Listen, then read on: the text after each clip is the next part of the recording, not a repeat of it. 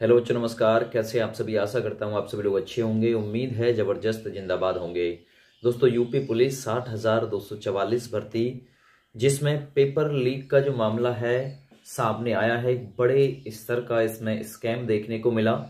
जो सबूत मिले हैं वो चीख और चिल्ला के ये कहते हैं इसमें एक बड़े पैमाने पर नकल हुई है। आप लोगों ने बहुत अच्छा प्रयास किया, नेताओं को, मंत्री को अपना ज्ञापन दिया, विधायक जी को भी अपना ज्ञापन आपने जाके सौंपा। बस आप लोगों से एक रिक्वेस्ट और है, एक बार फिर विधायक जी के पास चले जाइए और उनसे जाके बस इतना बोल दो कि विधायक जी, आप हमारी डायरेक्टली पर्सनली तौर पर योगी जी के समक्ष या तो बात करा दीजिए, या फिर हम जो एविडेंस दिखाने वाले हैं इनको एक बार आप देख लो, और हो सके पॉसिबल तो मुख्यमंत्री जी तक इन एविडेंस को पहुंचा दो। उसके बाद में भी आपको लगता है कि नकल नहीं हुई है, स्कैम नहीं हुआ है, तो फिर जो चाहे भर्ती को सुचारू रूप से आप जारी रखने दो। तो देखिए, आप लोगों को इतना तो करना होगा। और विवेक सर ने आप लोगों को जो राय दी है वो बिल्कुल एक्चुअल में वास्तविक राय है। आप लोग इस प्रकार से भी, उस तरीके से भी अपनी हेल्प कर सकते हो, क्योंकि विवेक सर ने बोला है हम टीचर लोग हैं, हम आप लोगों को केवल गाइडेंस दे सकते हैं, भाई ऐसा हो जाना चाहिए। करना आपका होगा, क्योंकि ये आपकी खुद की, अपनी खुद की दिक्कत है आपकी। भाई एक बात और बड़ा दुख होता है कोई भी किसी टीचर के लिए जब ये बोलता है कि कोई बिक गया, या कोई ये हो गया, या किसी ने अपना जमीर गिरवी रख दिया। तो ये सारी चीजें आप लोगों को भी शोभा नहीं देती किसी को बोलना, क्योंकि आपको किसी के बारे में कुछ भी बोलने का हक नहीं है जब तक आपको रियलिटी ना पता हो सकता है किसी के ऊपर प्रेशर हो, कोई सामने कैमरे के इतना कुछ कह नहीं पा रहा हो, आपको सब मतलब सारी जो बातें हैं वो पता है। सभी की बंदिश होती है अपनी अपनी, आपको पता है। सोशल मीडिया है, चैनल है, तो क्या हुआ, यहाँ से भी सारी चीजें नहीं बोली जा सकती, आपको इतना तो पता है। बशर्ते आप लोग जाइए, उठिए, घर से बाहर निकलिए, इंसाफ आपके साथ में होगा। और इंसाफ तभी हो सकता है जब आप एक ठंडे दिमाग से कोई बात सोच के चलोगे।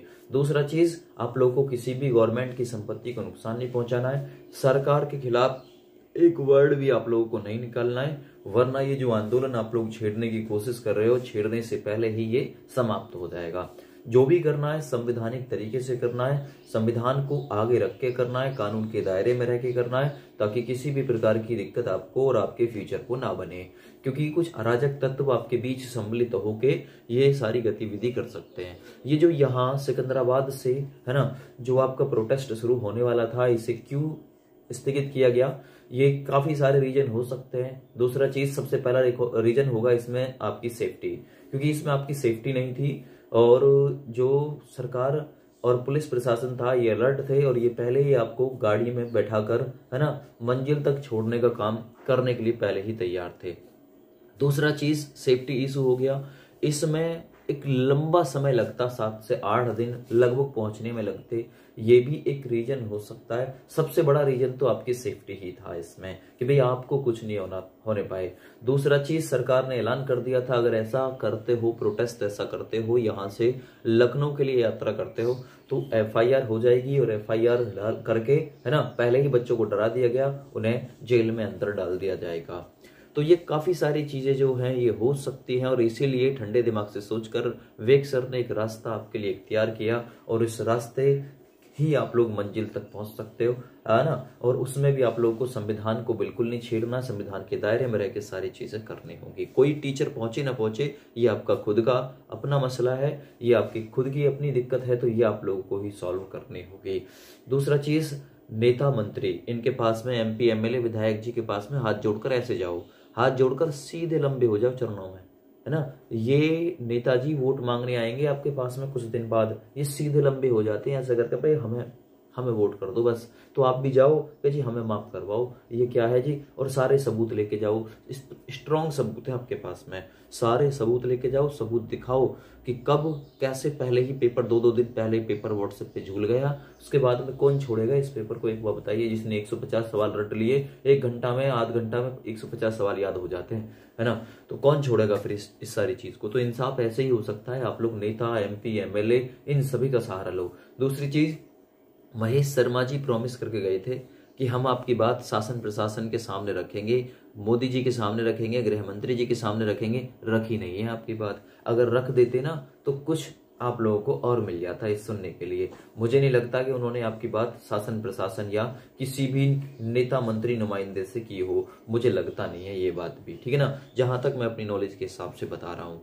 ठीक है, तो देखिए भाई आप लोगों को बस इतना ही बता रहा हूँ, MP MLA को ज्ञापन अभी भी सौंपते रहिए, ट्विटर पर लगे रहिए, है ना, और जो विवेक सर ने रास्ता बताया है उस रास्ते को भी इख्तियार कर लीजिए। जो वहां नजदीक के कैंडिडेट हैं वो तो कर ही लो, 50 लाख कैंडिडेट है इस भर्ती में, ठीक है ना, 50 लाख परिवार जुड़े हुए हैं।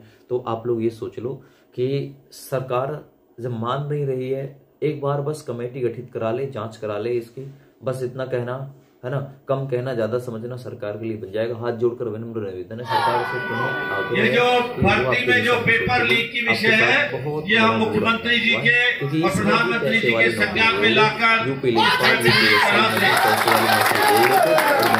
पूरी तरह से मजबूती से अन्याय नहीं होने देंगे युवाओं के साथ, ये विश्वास हम दिलाते हैं। दूसरा आने वाली नस्लें भी ये याद रखें कि भाई उत्तर प्रदेश में नकल करने का अंजाम ये होता है, किसी गरीब का घर तोड़ने से बढ़िया है नकल नहीं लगा सकते।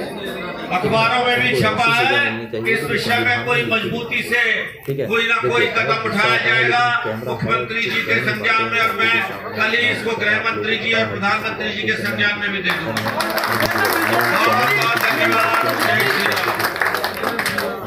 नहीं बोल सकते, तो मैं अपनी इस वीडियो के माध्यम से यही कहूंगा भाई नेता मंत्री को ढूंढ लो, वो आपको बिल्कुल आपके चाचा ताऊ ही नेता मंत्री होंगे आपके, तो उनको ढूंढ लो, उनसे रिक्वेस्ट करो, योगी जी के सामने तक बात पहुंचवा दो, योगी जी के सामने बात पहुंच जाएगी, सारा चीज सारा खेल खत्म हो जाएगा। चलिए, जय हिंद।